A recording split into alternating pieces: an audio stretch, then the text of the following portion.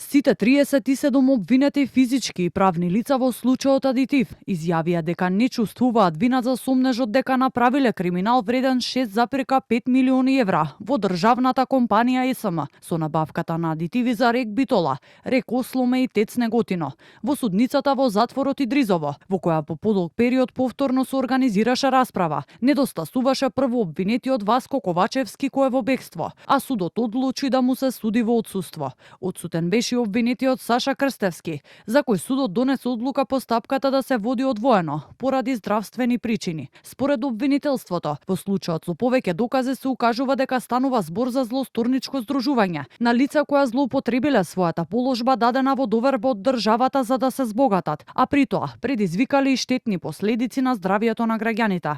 Меѓу обвинетите има и членови на цели семејства. Обвинителството ќе докаже една институционална и морална распаднатост на системот на управување на АДСМ во време кога обвинетите ги вршеле своите службени должности, самите членови на семејствата, како сопственици или управители, учествувале во изигрување на постапката за добивање на постапката за јавна набавка на средството Адитив.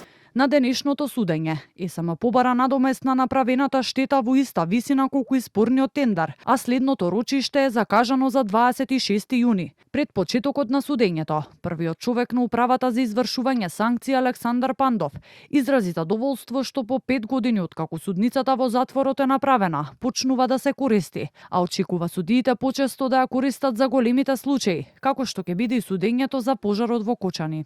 Би сакал да ги охрабрам, да ги повикам сите останати судии, поготово по големите случаеви каде што има поголем број на обвинети, да во идно време ја користат. Она е во одлична кондиција и нешто ако фалеше технички сега пред ова судење го поправивме. Во врска со случајот Адитив, обвинителството поведе постапка и против председателката на ДКСК Татјана Димитровска, под сомнение дека оддавала службена тајна на поранешниот директор на ТЕЦ Неготино, сега еден од обвинетите.